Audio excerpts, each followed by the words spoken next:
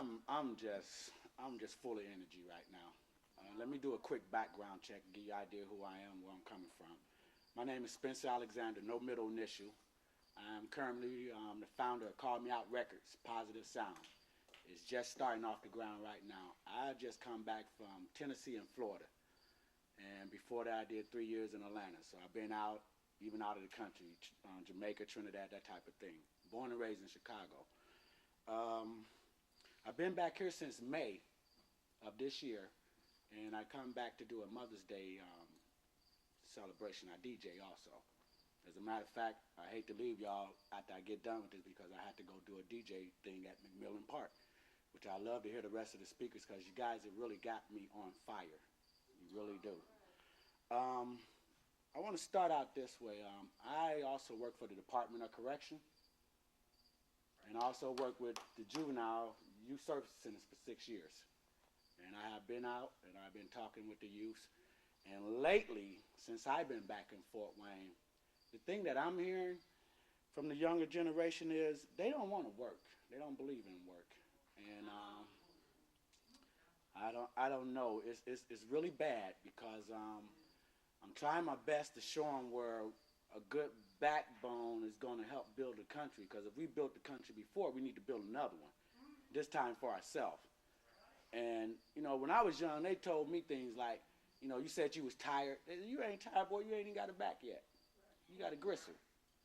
And like I tell these young brothers out here, and I'm talking under 30 and over 30 too, I'm telling them that I'm not seeing enough activity amongst black men in the community as far as working and building and doing things together.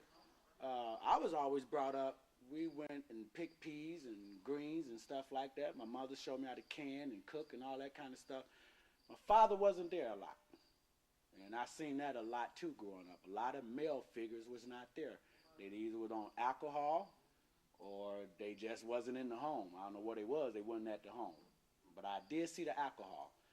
And I'm seeing the younger generation now, the black males, it's like they don't have no type of responsibility whatsoever. They can do whatever they want and get away with whatever they want.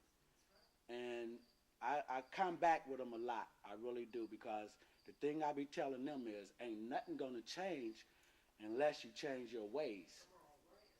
And you could preach all you want. I mean, a lot of them got this, and don't get me wrong, I don't study enough, and I'm not going to say who I am or what my faith is, because to be honest with you, I'm waiting to meet my faith when I leave here. Okay, so you can call it Allah, Jehovah, Jesus, Buddha, Muhammad, whatever you want to call it is fine with me. Higher power, divine one, the greater power, all that's fine with me. And the problem that I'm seeing is a lot of these brothers want to philosophize and they want to talk, but like I tell them, after you get done talking, what are you going to go do? What are you going to go do? Now, we don't sit here and we don't debate and we don't philosophize for 3 hours, which is something I don't even try to do no more. Like the sister pastor said, I don't do that negative talk about Fort Wayne. You cannot draw me into no conversation talking about Fort Wayne ain't nothing to do and blah, blah, blah. And if you do, I'm going to chop the bush right down. It ain't nothing to do because people like you talking. That's why. I am so fed up. I am fed up. I am tired. I am a roofer by trade. I am certified. I don't tore off many a roofs by myself from here to Georgia and put them back on. As a matter of fact, I'm doing my sister's house right now. Right now, by myself. I've been trying to get brothers to learn it. I've been trying to get elder people to learn it by the book. I learned it by the book. Before that, I was doing it by scratch. And it's just like the educator was saying, we're not trying to educate ourselves. We go so far as I hate to use the N word, the nigger rig something, and that's about far as we'll go. But we won't take it any farther to really learn every aspect of it. Because if one man can do it, the next man can do it. I just changed a steering column in an automobile. I don't know how to change no steering column. If you look at something, it'll tell you how I do it. You look at it, oh, those two bolts hold it up. Well, if we take those two bolts, that's going to drop it down. We know that. That thing plugs into this wire harness. If we unplug that wire harness, that disconnect all them wires. Okay, well, we got that down. Well, what's these other two boats? Those are the last two boats to bring the whole column down. Now there's one, and then I got to one spot that I didn't know what I didn't know. So I called the auto place. I said, well, I'm dropping the steering column.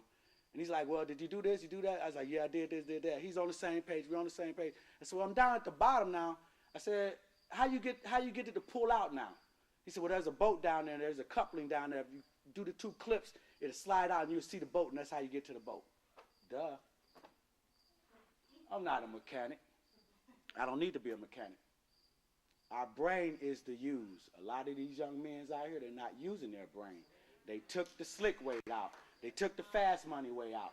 They took the way out to be what I hate to say is a punk. And I just went over this last night with a couple of guys. They thought, oh, we're not punks. Yes, you are a punk.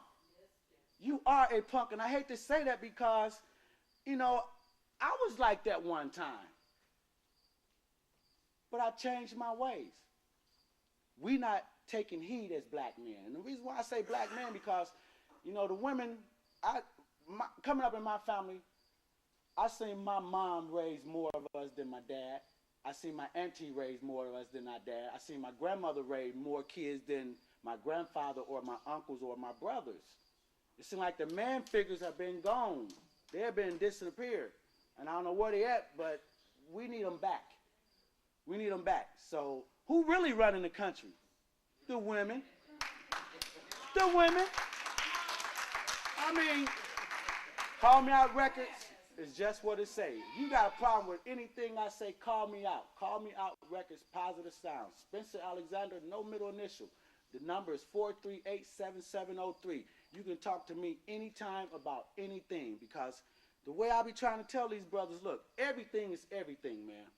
And it took me a while to figure that out. I seen a plaque in my room in Jamaica, and it's like 3 years, and I'm like, oh, man, I know what that means. It just came to me. Everything is everything, which means no matter what aspect in life or what field you in life, it ties to the next thing in life. Just because you don't know how to fix a car, that don't mean a person that cook is no better or less than the person that knows how to fix a car. Come on. Like Brother Dick Gregory said when he came here in 1996, we got to quit playing. I'm holding the churches responsible. I'm holding the state responsible. I'm holding black men responsible, especially the black men, because we're not doing what we're supposed to be doing as black men. We're not locking arms together. Grandma need help. Can't even get us to take out the trash without somebody begging. Come on. This is what I want to hear in church. This is what I go stand out in the street and march with you for. Call me. Call Me Out Records. Call me out. Spencer Alexander, 438-7703. Call me out. I don't care what it is you try and do. I still climb trees and chop them down. Get up there, climb it, drop a little bit, drop a little bit, drop a little bit till I get all the way down. And I see you need something bigger, I break out the chainsaw. Work smart, not hard. Our people don't got lazy, and I'm tired of seeing it.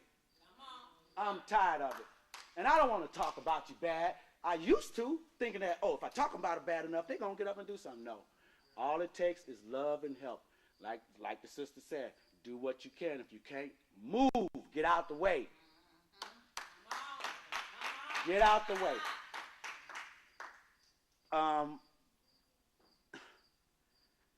We're not offering enough. There's not enough offering, like you said, sister. We're not offering enough. And to the brother here, the educator from Africa, look, this came to me about a couple of weeks ago. I went to a festival in Lima, Ohio. It's called the Trinidad Festival. And I'm seeing them doing their culture, right? And I know Trinidad music, steel drum, I know that. I know African music because I own a lot of it. And if you know me, I had locks down here, okay? If you know Spencer Alexander, they called me Slim back in the day. So if you really know me, I had dreads down here. Now I'm sitting at this festival and I'm listening to this and then I'm thinking, I'm like, Spencer, this is really their culture. Ding, ding, ding, ding, ding, ding, ding, ding, ding, ding, Trinidad, bago, bago, hot, hot, hot, dun, dun, dun, calypso, da, da, da. Then I'm thinking reggae, one love, one heart. I said, now that's their music. Reggae is Jamaica, yeah. Calypso is them. Africa is Africa. I'm like, man, what work that and work that and work that. I know that ain't it. I know that ain't it. And I wondered and I pondered and I kept calling to the Most High. Send me the answer, and it came. Our culture is, and state me and put it on record. Our culture is, say it loud, I'm black and I'm proud. I used to ride my bike down the street. Come on, y'all. Come on. We don't got away from it.